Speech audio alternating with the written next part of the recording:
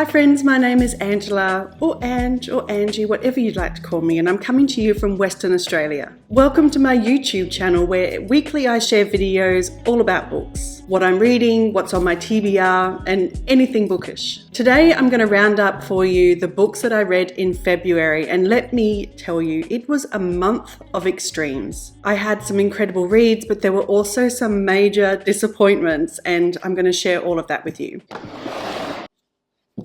I kicked off the month with The God of the Woods by Liz Moore. After watching nearly everyone in the Northern Hemisphere read this book over their summer, which was my winter, I was looking forward to reading this and experiencing it for myself, which is a suspenseful, multi-layered family drama with various timelines and perspectives. This book opens in 1975 and we're at a camp in the Adirondacks, and forgive me if I'm pronouncing it incorrectly. And the Adirondacks are in the northeastern state of New York. It's a very woodsy area, a holiday area. And the story opens with a camp counselor discovering there's an empty bunk in her cabin. Barbara Van Laar is missing. And Barbara Van Laar is not just any ordinary camp goer. She is actually the 14-year-old daughter of the camp owners, and in an eerie twist, we realised that it was actually her brother who also vanished from these same woods 14 years prior and was never found. As the search unfolds for Barbara, the novel weaves between the past and the present, and we get varying perspectives as we feel this ebb. I've definitely felt an ebb and a flow as we could feel we were riding towards a climax where we're finding out what happened, not just to Barbara, but also what happened to her brother. Now, as an Australian, we don't have the same camp culture here in Australia. So this is something that I actually romanticized a lot when I was a teenager. I would read books like Sweet Valley High, and they'd be at camps and whatever, and I really romanticized it. But this is not that glossy Sweet Valley High camp. Instead, it reminded me of the classic suspense novels that I devoured as a teenager, with that Mary Higgins Clark signature mix of a detective's point of view, the victim's point of view, and the killer's point of view.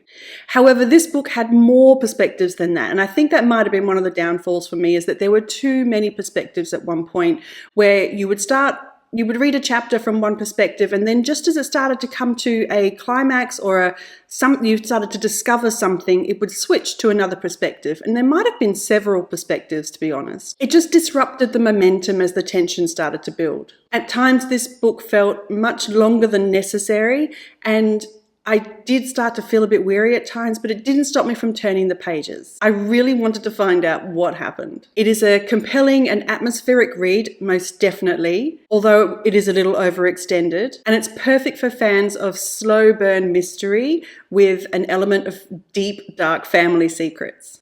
Next up, I read The Story Thief from Kyra Geddes. I want to say Geddes, forgive me if it's wrong. This is a beautifully written blend of fact and fiction, a coming-of-age story for our protagonist Lillian, as well as a coming-of-age story for Australia. Lillian is born in the outback in the same year that Henry Lawson wrote The Drover's Wife. Henry Lawson is one of Australia's most famous writers. He wrote poems as well as short stories, and The Drover's Wife most definitely gave him that level of gravitas that he might have been missing before. But when Lillian is a teenager and she hears about this particular short story or poem called The Drover's Wife, she really feels that this poem is about her family and her mother. At first, she's surprised to hear these facts coming out of the story that ring true to her, names of her brothers, names of places and things that happened that she knew about, but also things that she didn't know.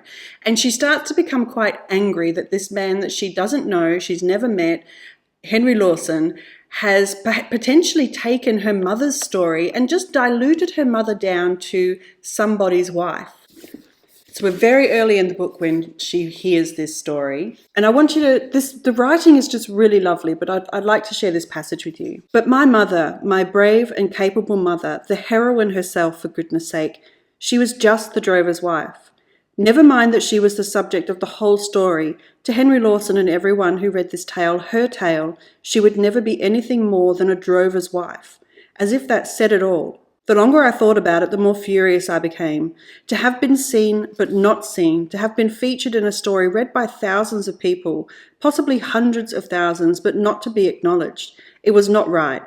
This should have been our story too, mine and Esther's and Mother's. It was our story, but without our names in it for all to read, no one would ever believe that to be true. So Lillian is consumed with a desire initially to really prove that this is her family's story. But as she gets older, she starts to have to reconcile with whether she wants to really stay in this space of holding on to the past or forge on into her own future. As she finishes school, becomes a teacher, and starts to navigate Australia's very fast and evolving cultural landscape in the early 1900s through to the 1960s. Geddes' writing is really beautiful. It stopped me in my tracks a number of times. A passage like that one I just read, I highlighted so many passages like that where the writing was at times poetic, it was very emotionally driven, and I really connected with it. And this book is just so well researched. I understood it takes about 10 years from concept to publication, seamlessly weaving real people and places into Lillian's story. But this is more than just Lillian's story. I really do see this as a bit of a love letter to Australia, and in particular our art and literary history. Lillian is a lover of books and education, being a teacher, and quite often we hear her dropping names like Stella Miles Franklin, Henry Lawson, of course,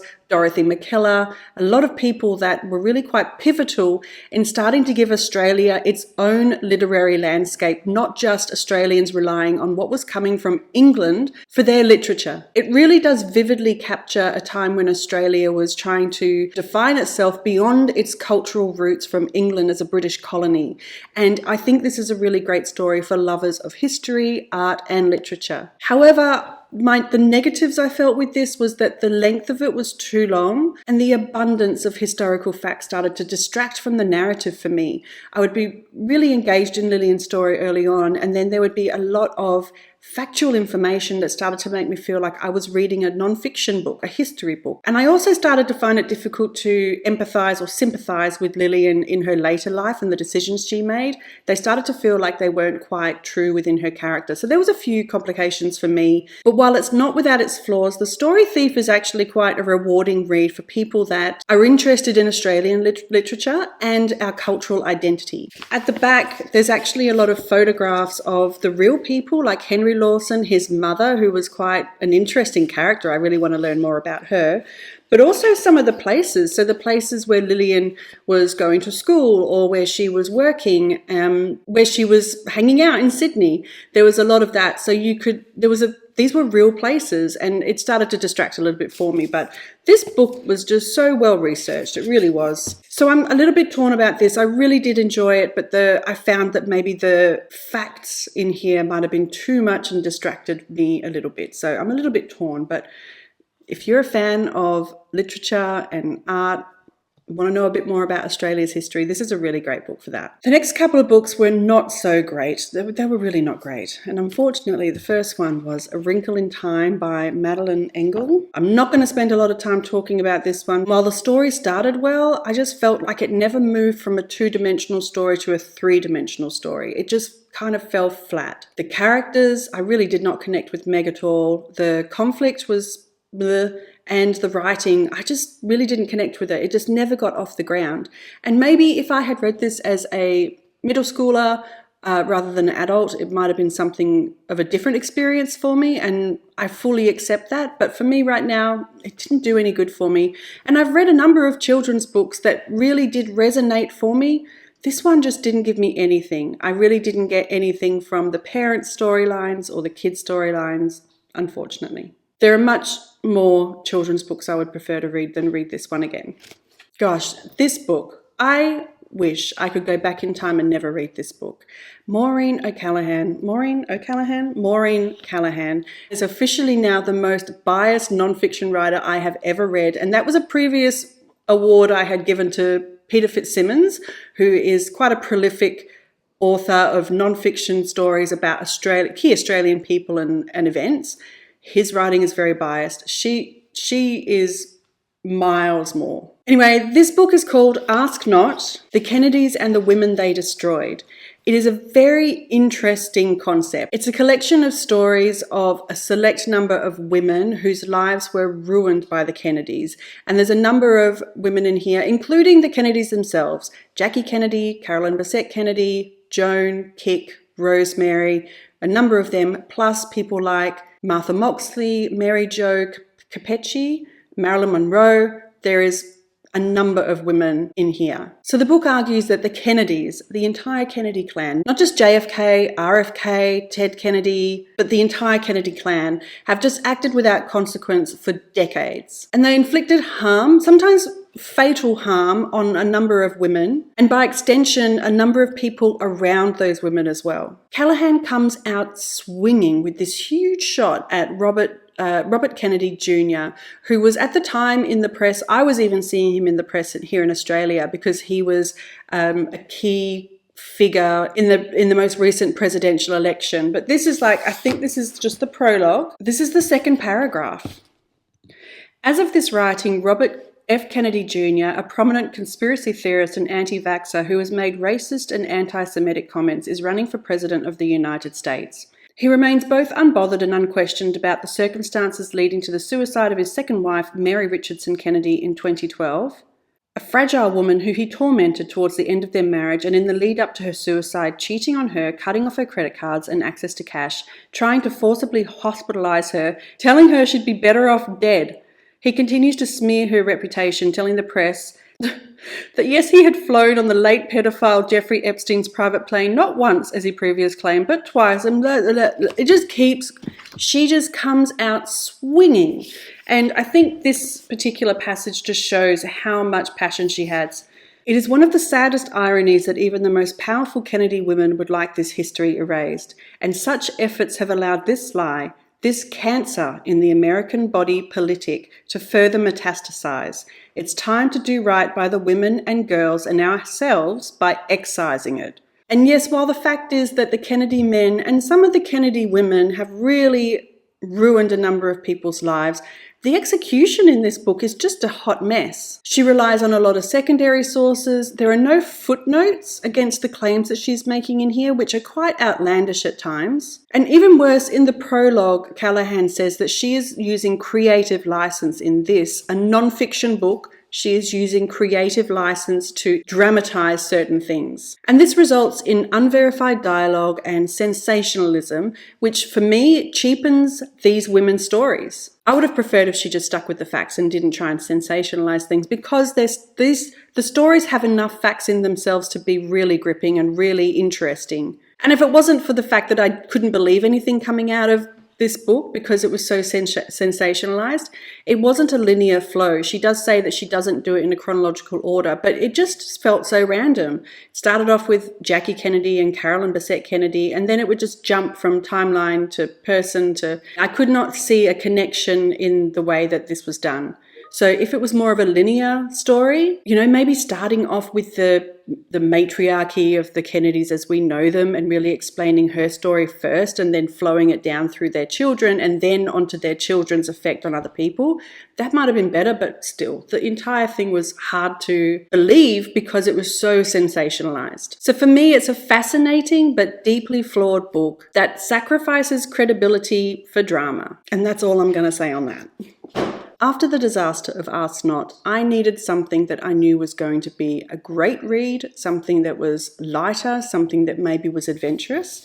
So I turned to The Magician's Nephew by C.S. Lewis. This is the first book in the Chronicles of Narnia, although it was published, I think it was the 6th published book. It is a fast-paced adventure of 2 children named Diggory and Polly, and they are neighbours who become friends and stumble into magical worlds because of Diggory's eccentric and a little bit crazy Uncle Andrew, who fancies himself to be a magician. Now, I've told you I have not read these books before, but I'm familiar with the stories, and I knew that The Lion, the Witch and the Wardrobe in particular had a lot of elements of Christianity in it. Like C.S. Lewis was taking these storylines and putting it into these books. I didn't realize how much there was, but I loved it. In this book, we witness the breathtaking creation of Narnia and we meet Aslan for the first time. That chapter in particular, which I think is called The Creation of Narnia, The Founding of Narnia, that particular chapter was just so beautiful and poetic, some of the most beautiful writing I've read, and I fell in love with this book at that point. I'm really glad that I read it in the order that C.S. Lewis has asked people to read it in, which is the sequential order of this one first, even though it was published later.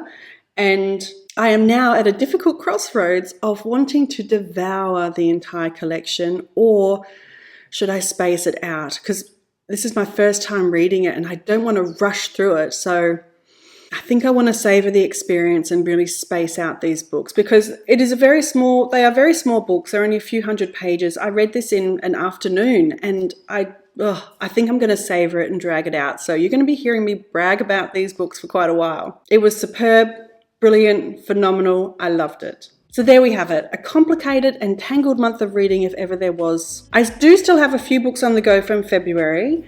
I'm reading My Brilliant Career by Stella Miles Franklin, which was interesting reading this in tandem with reading The Story Thief, and I can't wait to share more about that with you. Tress and the Emerald Sea by Brandon Sanderson, which I am enjoying and having to pace myself. And A Single Man by Christopher Isherwood. This is such a slight little book and I am taking my time with it and I'm enjoying it. So those are the ones I still have on the go. So here's to March being better than February in terms of reading, and I would love to hear what your favourite book of the month has been. I don't think it's a surprise that my favourite book of February was The Magician's Nephew by C.S. Lewis, but I would love to hear what your favourite book has been in the comments below. Have a wonderful week of reading ahead and I will see you next week.